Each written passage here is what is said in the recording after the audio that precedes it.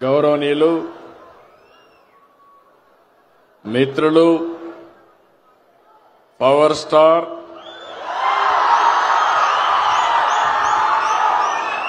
గౌరవ deputy CM Pawan Kalyan గారు,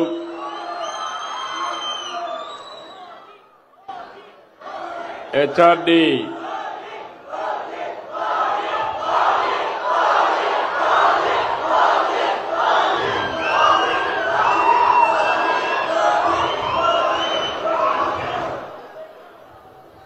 గౌరవ సహచర మంత్రివర్గ సభ్యులు,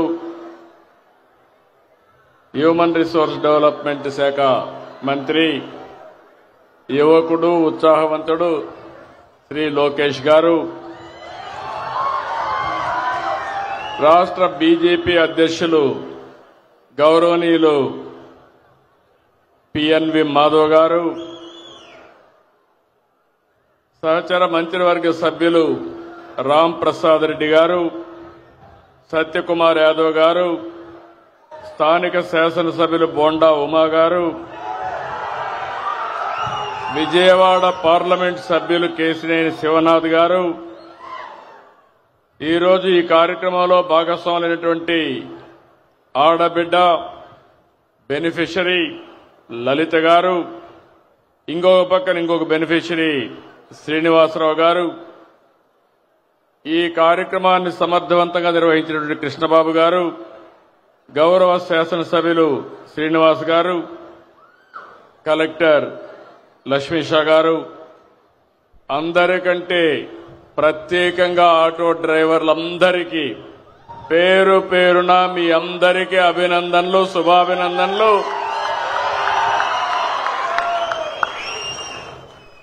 ఓజీ సినిమా చూశారు,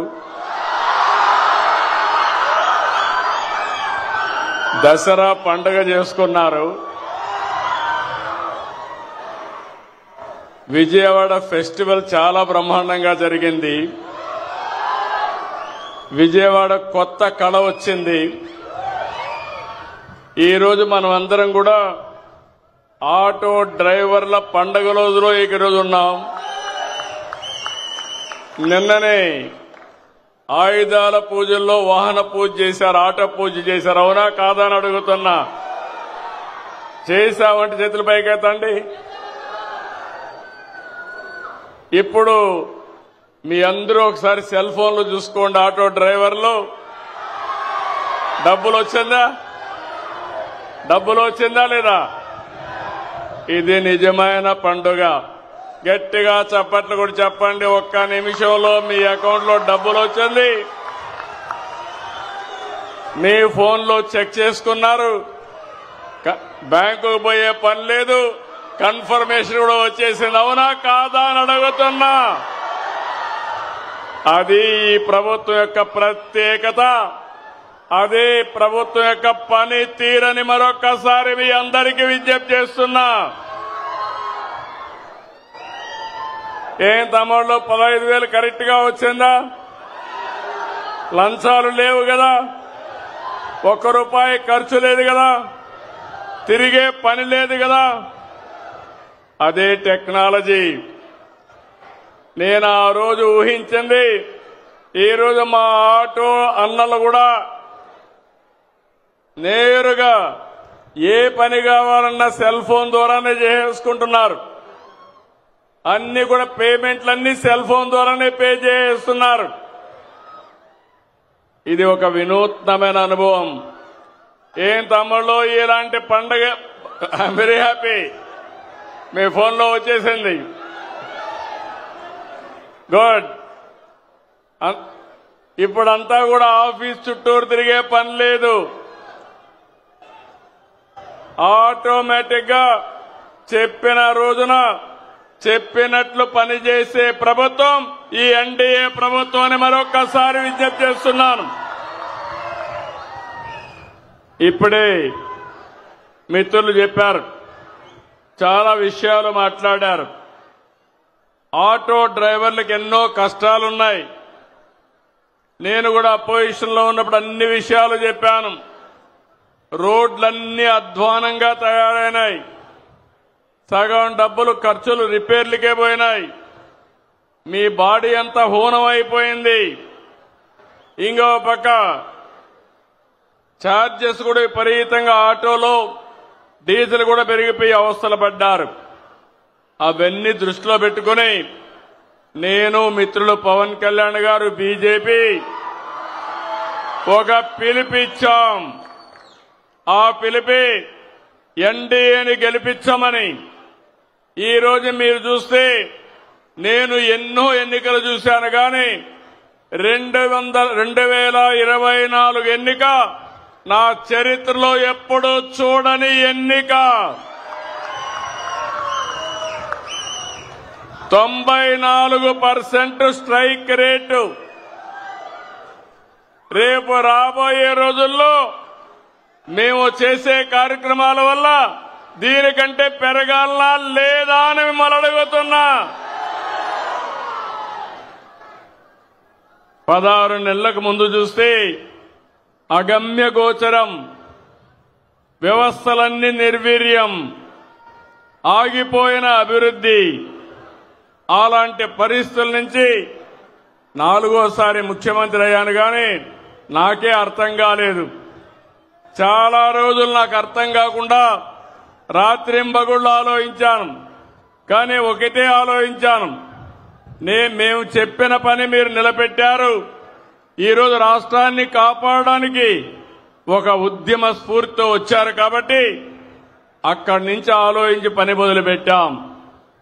15 నెలలైంది, 16 నెలకు వచ్చాం. నేను అడుగుతున్నా మిమ్మల్ని అందరినీ, చరిత్రలో ఎప్పుడైనా ఇన్ని సంక్షేమ కార్యక్రమాలు చూశారా అని మిమ్మల్ని అడుగుతున్నా. ఈరోజు ఇక్కడే కాకుండా రాష్ట్రం మొత్తం అన్ని జిల్లాల్లో అన్ని నియోజకవర్గాల్లో డ్రైవర్స్ అంతా కూడా సమావేశమయ్యారు. 175 నియోజకవర్గాల్లో మీటింగులు జరుగుతున్నాయి. అక్కడ ఎంపీలు ఎమ్మెల్యేలు ఉన్నారు. వారందరికీ కూడా నేను మనస్ఫూర్తిగా ధన్యవాదాలు తెలియజేస్తున్నా. ఇక్కడుండే ఆటో డ్రైవర్సే కాకుండా 175 నియోజకవర్గాల్లో ఉండే డ్రైవర్స్ అందరికీ మరొకసారి శుభాకాంక్షలు తెలియజేస్తున్నా. ఈరోజు మీరు చూస్తే ఒక కార్యక్రమం కాదు, నేను ఎక్కువగా అందరూ చెప్పారు కాబట్టి నేను ఎక్కువ చెప్పడం లేదు. సూపర్ 6 ఒకసారి చూస్తే దేశ చరిత్రలో ఎక్కడా జరగని సంక్షేమం ఇచ్చే ఏకైక రాష్ట్రం ఆంధ్రప్రదేశ్ రాష్ట్రం. ఒక్క పెన్షన్లు 4,000, 6,000, 10,000, 15,000. ఇప్పుడే మా ఆడబిడ్డ చెప్పింది, ఆవిడ ఒక ఆటో డ్రైవర్, ఆవిడికి 15,000 వచ్చింది. పిల్లలు 2 చదువుకుంటున్నారు, 30,000 అకౌంట్లో వచ్చింది. తండ్రి నేరుగా కావలిలో ఉంటే ఆటో ఇంట్లో పెట్టి కావలికి 10 రోజులకు 15 రోజులకు వాళ్ళ తల్లిదండ్రులు చూడడానికి పోతా ఉంది. ఎప్పుడు పోయావమ్మా అని అడిగానంత మునుపు, సార్ పండగలప్పుడు పోయేవాడిని, ఇప్పుడు మీరు ఇది పెట్టారు నేరుగా వెళ్ళిపోతున్నానంటే, నీ ఆటోలో వెళ్ళలేదంటే దూరం కదా సార్, మీరు బస్సులో పెట్టారు కాబట్టి బస్సు ఎక్కే రోడ్లు బాగున్నాయి, నేరుగా పోయి చూసి వస్తున్నానని చెప్పే పరిస్థితికి వచ్చింది. అంటే మీరు గుర్తుపెట్టుకోవాల్సింది, ఒకప్పుడు ఈరోజు ఇంకొక విషయం గుర్తుపెట్టుకోవాలి.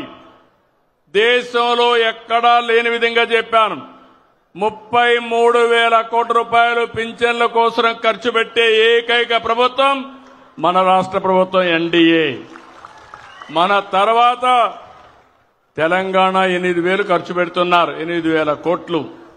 అంటే ఈరోజు సంక్షేమం అంటే ఏ విధంగా చేస్తున్నామో మీరే చూశారు. మా ఆడబిడ్డలను చూస్తున్నా, ఎక్కడ చూసినా ఫుల్ జోష్లో ఉన్నారు. ఎక్కడికి కావాలంటే మగవాళ్ళని అడిగే పని లేదు. నేరుగా మీరు నిన్న దసరా చూశాను, దుర్గమ్మ తల్లి దగ్గరికి శ్రీకాకుళం నుంచి మంత్రాలయం నుంచి వచ్చి దర్శనం చేసుకున్నారంటే అది శ్రీ శక్తి పవర్ అని చెప్పి నేను మీకు తెలియజేస్తున్నా. మొన్నటి వరకు మా ఆటో డ్రైవర్లు ఉన్నారు.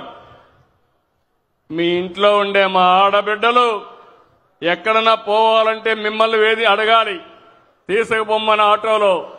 ఇప్పుడు మిమ్మల్ని అడిగే పని లేదు. ఎక్కడికి పోవాలన్నా నేరుగా వెళ్లిపోయే పరిస్థితికి వస్తున్నారు. అవునా కాదా అని అడుగుతున్నా మిమ్మల్ని. ఇప్పుడే నేను వస్తామంటే మా ఆడబిడ్డ చెప్పింది, ఏమమ్మా ముందుకి ఇప్పటికి వ్యత్యాసం అంటే, అంత మునుపు నేను అడిగితే అప్పుడప్పుడు ఇసుక్కొని ఎప్పుడో ఒకసారి తీసుకుపోయేవాడు. ఇప్పుడు నాకేం అవసరం లేదు, నేను ఎప్పుడు కావాలంటే అప్పుడు ఉచిత ప్రయాణ సౌకర్యం ఆర్టీసీ బస్సులో పోతానని మా ఆడబిడ్డ చెప్పిందంటే అది ఈ ప్రభుత్వం మీకు ఇచ్చినటువంటి స్వేచ్ఛ అని మరొక్కసారి మీ అందరికీ విజ్ఞప్తి చేస్తున్నా. స్త్రీ శక్తి బంపర్ హిట్ అయింది, చాలా సంతోషం. మా ఆడబిడ్డలకి ఒకప్పుడు సిలిండర్లు ఉచితంగా ఇప్పించాం. ఇప్పుడు మళ్ళీ మీ అందరికీ చూస్తే 3 సిలిండర్లు ఉచితంగా ఇస్తున్నాం. ఇవన్నీ కూడా మీరు ఒక్కసారి గుర్తుపెట్టుకున్నప్పుడు నేను ఒక్క సెక్షనే కాదు, ఈరోజు ఇక్కడుండే ఆర్టీసీ డ్రైవర్లలో 15,000 ఇచ్చాం. కేటగిరీ కూడా క్యాబ్ డ్రైవర్, ఆటో డ్రైవర్ గాని, ఇంకో పక్కన వివిధ రకాలైన వెహికల్స్ లో మీరు చూసినప్పుడు ఆటో రిక్షా, 3-వీలర్ passenger, motor cab, maxi cab, ఇలాంటి రవాణా సౌకర్యం ఉండేటన్నీ కూడా ఇచ్చాం. ఇందులో మీరు చూసినప్పుడు 2,90,669 మందికి ఆన్లైన్లో డబ్బులు పడ్డాయి. ఏ ఒక్కరికి రాకపోయినా మీరు రిపోర్ట్ చేయండి, మీకు నెంబర్ ఇచ్చాం. ప్రతి ఒక్కరికి డబ్బులు వేసే బాధ్యత మాదని మరొక్కసారి మీ అందరికీ హామీ ఇస్తున్నా. ఇదే కాకుండా ఆటో డ్రైవర్ అంటే చాలా మంది పేదవాళ్ళు ఎక్కువగా ఉన్నారు. అలాంటి ఆటో డ్రైవర్లందరికీ ఇది వర్తిస్తుందని చెప్పి కూడా నేను మీకు తెలియజేస్తున్నా. ఇవి కాకుండా ఇంకొక పక్కన మీరు చూస్తే ఈరోజు రోడ్లన్నీ బాగుపడ్డాయి. ఇప్పుడే నేను మంచి అవకాశం ఆటో డ్రైవర్ ఫ్యామిలీతో ట్రావెల్ చేశాను. ఆ కుటుంబ వివరాలన్నీ కనుక్కున్నాను. ఈరోజు ప్రతి ఒక్కరికి ఒక ఆశలున్నాయి. నేను ప్రయాణించిన ఆటో డ్రైవర్ అయితే వాళ్ళ నాన్న కూడా డ్రైవర్ కాబట్టి ఈయన కూడా డ్రైవర్ అయ్యే పరిస్థితికి వచ్చాడు. కానీ ఆ ఇద్దరి పిల్లల్ని ఆలోచించాడు. 2 కొడుకులున్నారు, ఇద్దరిని గురించి ఆలోచించాడు. నేను పడిన కష్టం నా పిల్లలు పడకూడదని ఎన్ని కష్టాలైనా చదివిస్తామని ఆ కుటుంబం ముందుకు పోయే పరిస్థితికి వచ్చారు. వాళ్ళని ఒకసారి ఇక్కడికి రమ్మంటున్నా. ఒక ఆదర్శం ఈ కుటుంబం. రండి, ఇక్కడికి అందరూ 4 రండి. ఈ కుటుంబం ఒక ఆదర్శం. రండి, పైకి రండి.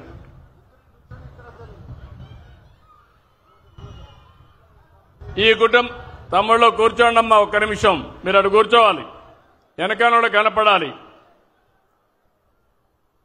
వీళ్ళు చూస్తే నీ పేరు అఫ్సర్ ఖాన్ చూస్తే ఈరోజు ఆయన భార్య ఆయన కష్టపడి 2 పిల్లల్ని బ్రహ్మాండంగా చదివిస్తున్నారు.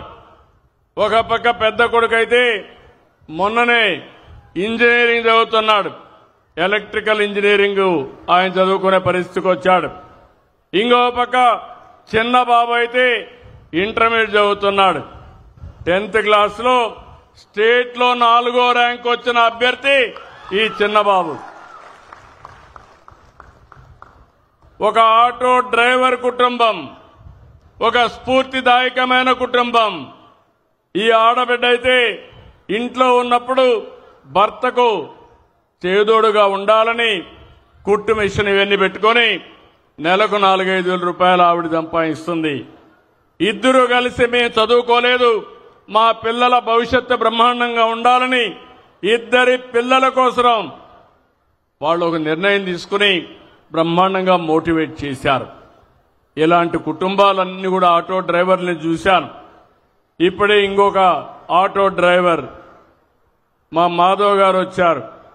ఆ ఆటో డ్రైవర్ పిల్లలు చూస్తే ఒక ఆడబిడ్డ MBA చేస్తా ఉంది. అంటే మన ఆటో డ్రైవర్ పిల్లలు గుర్తుపెట్టుకోవాలి, తెలివితేటలున్నాయి, శక్తి సామర్థ్యాలున్నాయి, మట్టిలో మాణిక్యాలు.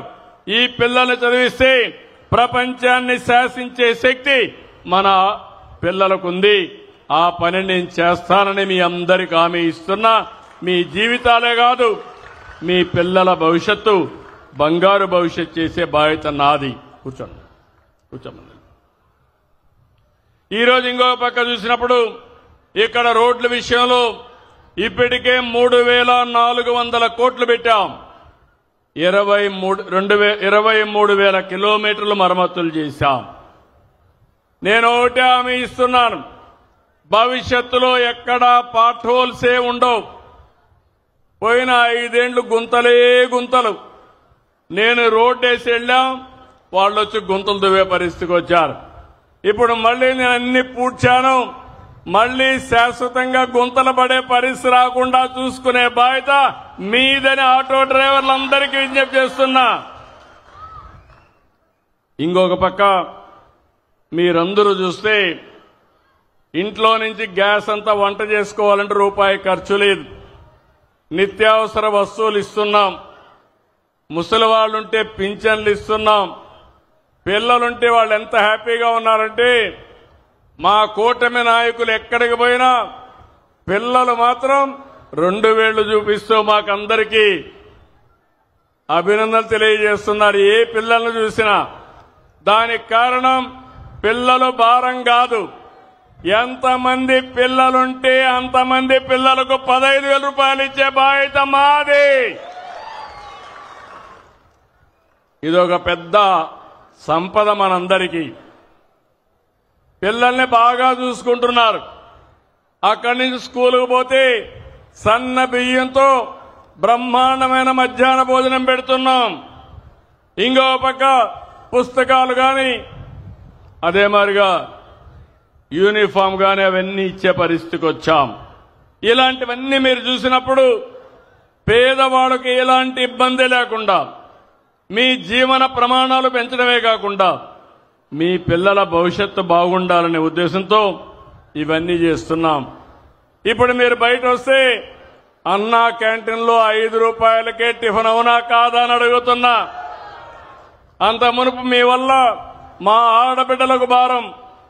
మీరు 6 గంటలకు పోవాలి, వాళ్ళు 4 గంటలకు లేయాలి. లేచి వంట చేసి మీకు ఒక ప్యాకెట్ ఇవ్వాలి, క్యారియర్ ఇవ్వాలి. ఇప్పుడు ఆ ఇబ్బంది లేదు.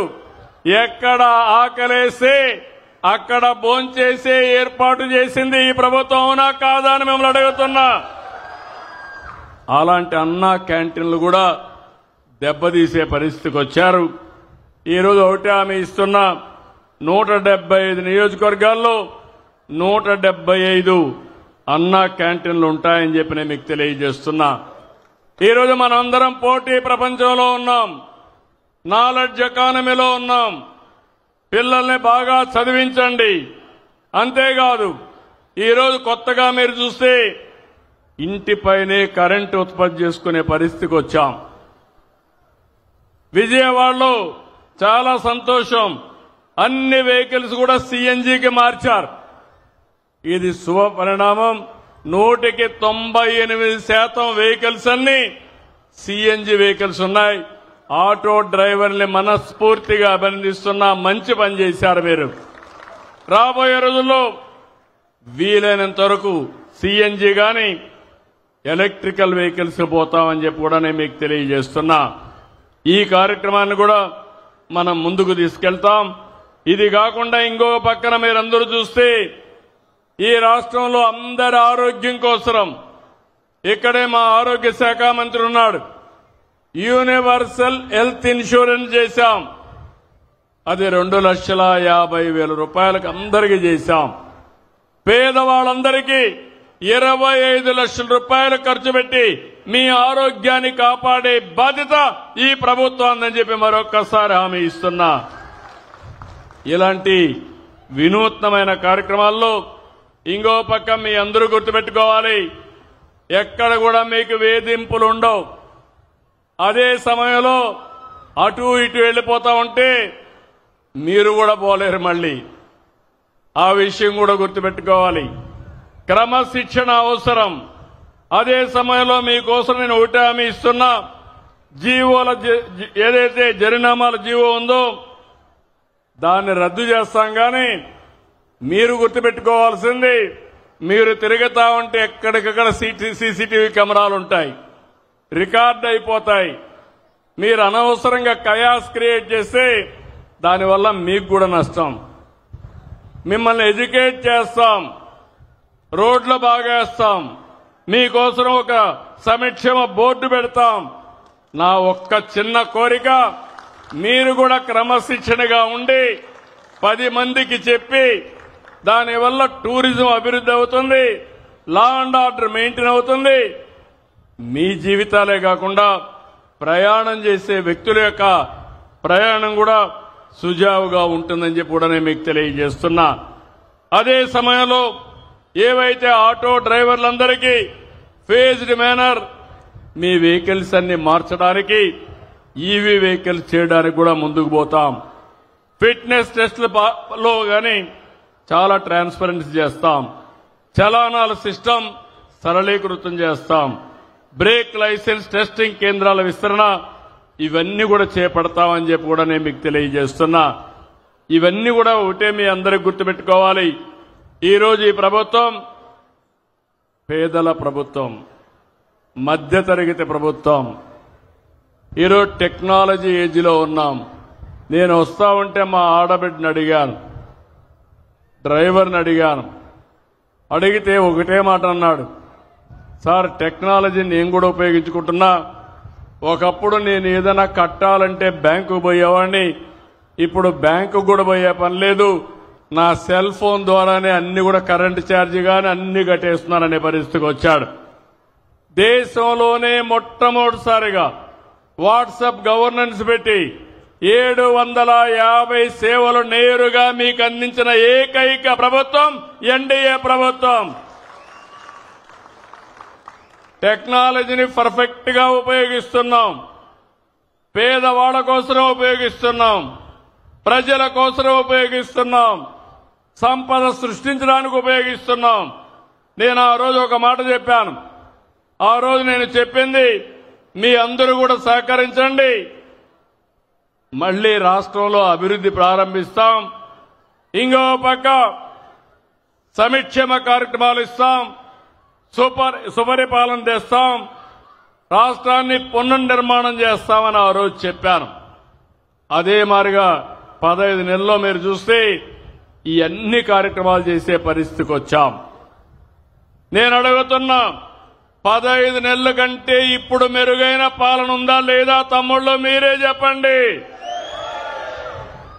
సంక్షేమ కార్యక్రమాలు అర్హులకు అందుతున్నాయా లేదా? మీరే చెప్పండి. అభివృద్ధి బాగుందా లేదా అని మిమ్మల్ని అడుగుతున్నా. ఈరోజు కేంద్రం కూడా మీరు చూస్తే జీఎస్టీ తీసుకొచ్చారు.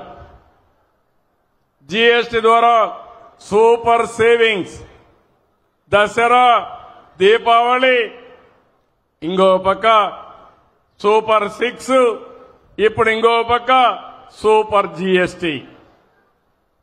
ఈ జీఎస్టీ వల్ల మీరు కొనే వస్తువుల రేట్లు బాగా తగ్గిపోతున్నాయి. మీకు కూడా వెసులుబాటు వస్తా ఉంది, కొనుగోలు శక్తి పెరుగుతా ఉంది. పేదవాడు అవసరమైతే ఎలక్ట్రానిక్స్ కొనుక్కోవాలంటే, ఫ్రిడ్జ్ కొనుక్కోవాలన్నా, ఏసీ కొనుక్కోవాలన్నా, ఫ్యాన్ కొనుక్కోవాలన్నా, నిత్యావసర వస్తువులు అందుబాటులో ఉండాలన్నా ఈ సూపర్ జీఎస్టీ బ్రహ్మాండంగా పనిచేస్తుందని చెప్పి కూడా నేను మీకు తెలియజేస్తున్నా. ఇలాంటి వినూత్నమైన కార్యక్రమాలు వచ్చినప్పుడు నిన్న మొన్న నేను చూశాను. వైబ్రెంట్ విజయవాడ చాలా బాగా చేశారు. 11 రోజులు శబాష్ విజయవాడ, వండర్ఫుల్ వర్క్ చేశారు విజయవాడ వాసులందరూ కూడా. మామూలుగా కాదు, నేను ఎప్పుడు చూశాను కానీ 7 రోజుల్లో 240 ఈవెంట్లు పెట్టి పుర ప్రముఖులందరూ కలిసి, ప్రభుత్వం కలిసి, ప్రజాప్రతినిధులు కలిసి ఒక బ్రహ్మాండమైన వాతావరణాన్ని క్రియేట్ చేశారు. ఒకప్పుడు దసరా అంటే బెంగాల్, దసరా అంటే మైసూర్, ఇప్పుడు దసరా అంటే విజయవాడ. అవునా కాదా? కొత్త చరిత్ర. అందుకే మళ్ళీ మీ అందరికీ దీపావళి కూడా శుభాకాంక్షలు తెలియజేస్తున్నా. అయితే ఈ సందర్భంగా ఒక విషయం మీకు చెప్తున్నాను. పండుగలు మన భారతీయ సంస్కృతిలో భాగం. ముఖ్యంగా మన తెలుగువారు కూడా అత్యంత భక్తితో, నిష్ఠతో, శ్రద్ధతో జరుపుకుంటాం. ఈరోజు మీరు చూస్తే కృష్ణమ్మ ఎంత బ్రహ్మాండంగా పారుతా ఉందంటే, ఆ కృష్ణమ్మ వారధికి సాయంత్రం ఒక్కసారి పోయి చూస్తే కన్నుల పండుగగా ఉంటుంది, ఆహ్లాదాన్ని ఇస్తుంది.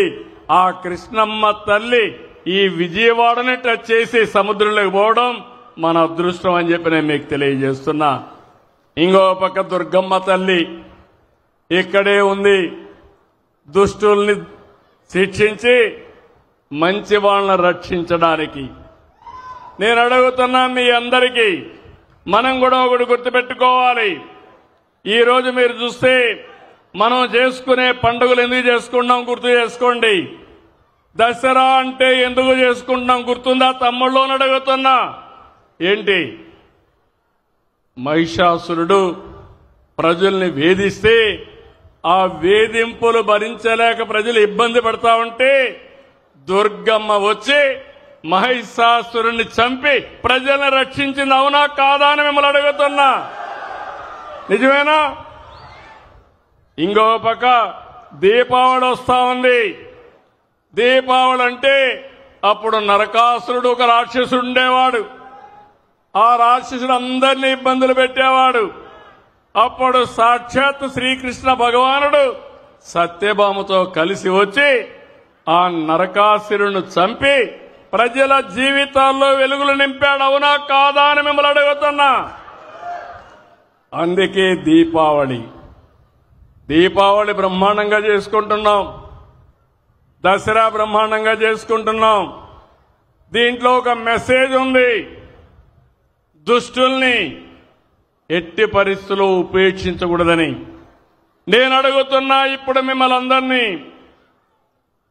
19/2004లో ఏం తమ్ముళ్ళు ఎవరన్నా నవ్వే పరిస్థితిలో ఉన్నారా ఈ రాష్ట్రంలో? పండుగలు చేసుకునే పరిస్థితిలో ఉన్నారా ఈ రాష్ట్రంలో? ఆటో డ్రైవర్లు స్వేచ్ఛ ఉందా ఈ సమయంలో? మీటింగులు పెడితే పరదాలు కట్టుకొని వచ్చేవాళ్ళు. మేము జల్సాగా 11 కిలోమీటర్లు ఆటో ఎక్కి నేరుగా ఇక్కడికి వచ్చాం. ఎప్పుడన్నా చూశారా ఇలాంటి సంఘటన మీరు? ఇంకో పక్క ఇక్కడ మీటింగ్ పెడితే పారిపోతారని గోతులు దివేవాళ్ళు, కందకాలు తీసేవాళ్ళు. అన్నీ పోయినాయి. రాష్ట్రం విధ్వంస పాలైంది. నా జీవితంలో చాలా మంది వ్యక్తులు చూశాను కానీ మొన్న చూసిన విధ్వంసం నా జీవితంలో చూడలేదని చెప్పి కూడా నేను మీకు తెలియజేస్తున్నా. 1-2 కాదు, నాసి రకం మద్యం, పేదవాళ్లకు దక్కవలసినటువంటి ఇసుక, పేదవాళ్లకు ఇవ్వాల్సిన ఇంట్లో కూడా, ఇంటి జాగాల్లో కూడా బొక్కేసే పరిస్థితికి వచ్చారు. ఎక్కడ చూసినా ఇష్టారాజ్యంగా జరిగింది. అందుకే నేను మిమ్మల్ని అడుగుతున్నా, ఇలాంటి దుర్మార్గులు రాజకీయాలకు పనికొస్తారా తమ్ముళ్ళు అని మిమ్మల్ని అడుగుతున్నా. మీరు అప్రమత్తంగా ఉండాలా లేదని అడుగుతున్నా. మీకు ఇచ్చిన దసరా సందేశాన్ని గుర్తుపెట్టుకుంటారా అని మిమ్మల్ని అడుగుతున్నా. దీపావళి గుర్తుపెట్టుకుంటారని మిమ్మల్ని అడుగుతున్నా. మళ్ళా ఈ రాష్ట్రంలో ఇలాంటి దుష్ట శక్తులు రాకుండా, మళ్ళా మనకు చెడు జరగకుండా మనం కాపాడుకోవాల్సిన అవసరం ఉంది. అదే చరిత్ర నేర్పిన పాఠం, అదే మనకు వారసత్వంగా వచ్చే పండగలని చెప్పి నేను మీకు తెలియజేస్తున్నా. ఈరోజు మిమ్మల్ని కోరేది, ఎక్కడికక్కడ వైకుంఠ పాడి వద్దు. మన వాళ్ళకు ఒకటి ఉంది, అన్నీ ఇచ్చిన తర్వాత ఆలోచిస్తారు. అన్నీ ఇచ్చారు, ఇంకొకటి వస్తే ఏదో ఇస్తాడని. ఏమి ఇవ్వడు, ఉండే అన్ని పీకేస్తాడు. ఆ విషయం మీరు గుర్తుపెట్టుకోవాల్సిన అవసరం ఉంది. ఎప్పుడు కూడా ఒకటి గుర్తుపెట్టుకోవాలి. ఈరోజు గుజరాత్లో 25 సంవత్సరాల నుంచి ఒకటే పరిపాలన ఉంది, అదే బీజేపీ పరిపాలన. అందుకే బీజేపీ గుజరాత్ చూస్తే అన్ని రంగాలలో నెంబర్ 1 గా ఉందంటే దానికి కారణం సుస్థిరమైన పాలన, 25 ఏళ్లు కంటిన్యూగా ఉండే పాలన అని చెప్పి నేను మీకు తెలియజేస్తున్నా. ఇలాంటి ఎగ్జాంపుల్ చూసినప్పుడు నరేంద్ర మోడీ గారు కేంద్రంలో 3వ సారి గెలిచాడు. ఈరోజు మనం కూడా గుర్తుపెట్టుకోవాల్సింది డబల్ ఇంజన్ సర్కార్. మీ అందరికీ ఎక్కడ లేని బెనిఫిట్ వస్తున్నాయి. ఈ కష్టకాలంలో కేంద్రంలో బీజేపీ ఎన్డీఏ ఉంది కాబట్టి, రాష్ట్రంలో ఎన్డీఏ ఉంది కాబట్టి, ఇక్కడ నేను గాని పవన్ కళ్యాణ్ గారు గాని బీజేపీ గాని సమర్థవంతంగా పనిచేస్తున్నాం కాబట్టి కష్టాలు తీరాయి, మంచి భవిష్యత్తు వచ్చే పరిస్థితి వచ్చింది. ఇది గుర్తుపెట్టుకోమని మిమ్మల్ని కోరుకుంటూ మరొక్కసారి ఆటో డ్రైవర్లకు అందరికీ హామీ ఇస్తున్నా. ఈరోజు ఇంకొక పక్కన మీరు చూస్తే ఊబర్ ఉంది, ర్యాపిడో ఉంది. మీకు నష్టం జరిగేది సరైన సమయంలో అవి మనం తీసేయలేం. కానీ ఈ డ్రైవర్లందరికీ ఒకటే హామీ ఇస్తున్నా, ఈ 2,90,000 మందికి నేను మీ అందరికీ అవసరం ఒక యాప్ తయారు చేస్తాం, మీకు నేరుగా బుకింగ్లు వచ్చేట్టుగా చేస్తాం. 3వ యాప్ మీకు వస్తుంది. అదంతా కూడా మీరు ఎక్కడున్నా ఎలాంటి బిజినెస్ వస్తుందో మీ దగ్గర ఇచ్చే బిజినెస్ ని 24 గంటల ఆటో స్టాండ్కి పోయి పడిగాపులు కాసే పని లేకుండా టెక్నాలజీల వల్ల వచ్చే లాభాలను మీకు ఇచ్చే బాధ్యత మాది. దాన్ని అందిపుచ్చుకునే బాధ్యత మీది. అవసరమైతే ఆటో డ్రైవర్ సంక్షేమ బోర్డు ఏర్పాటు చేస్తాం. అందులో మిమ్మల్ని మెంబర్లుగా పెడతాను. మీ భవిష్యత్తు కోసం పనిచేస్తుంది. అందులో ఒక భాగం యాప్ తీసుకొచ్చి కంట్రోల్ రూమ్ బట్టి మీకు బిజినెస్ మీకే ఇప్పించే బాధ్యత మీ సంఘమే తీసుకున్నట్టుగా చేసే బాధ్యత నాదని మీ అందరికీ విజ్ఞప్తి చేస్తున్నా. ఇలాంటి వినూత్నమైన ఆలోచనలకి మీరు కూడా సహకరించండి. నేను కూడా మీకు అండగా ఉంటానని మరొకసారి తెలియజేసుకుంటూ ఈరోజు ఈ కార్యక్రమానికి వచ్చిన మిమ్మల్ని అందరినీ పేరు పేరున అభినందనలు. ఆటో డ్రైవర్లకు ఒకటే విజ్ఞప్తి, మీరు ఆటో ఎక్కినప్పుడు మీకు మంచి చేసిన ప్రభుత్వం గురించి 10 మంది ప్రయాణికులకి చెప్పండి. అది చెప్పి మీరు ముందుకు తీసుకెళ్ళండి. మీ భవిష్యత్తు బంగారు భవిష్యత్తు చేసే బాధ్యత, మీ పిల్లల భవిష్యత్తు బంగారు భవిష్యత్తు చేసే బాధ్యత, ఇండ్లు లేని ప్రతి ఒక్కరికి ఇండ్లు కట్టించే బాధ్యత మాదని మీ అందరికీ హామీ ఇస్తూ సెలవు తీసుకుంటున్నా. మళ్ళీ ఒకసారి విజ్ఞప్తి చేస్తున్నా, హ్యాపీ దీపావళి. పండగలే పండగల భవిష్యత్తులో ప్రతి ఒక్కటి పండగే. మీరు ఆనందంగా ఉండడం మాకు కావాల్సింది. మీకు ఎలాంటి ఇబ్బందులు లేనటువంటి సుపరిపాలనకు మేము నాంది పలుకుతామని చెప్పి తెలియజేసుకుంటూ అందరికీ నమస్కారాలు. జై హింద్.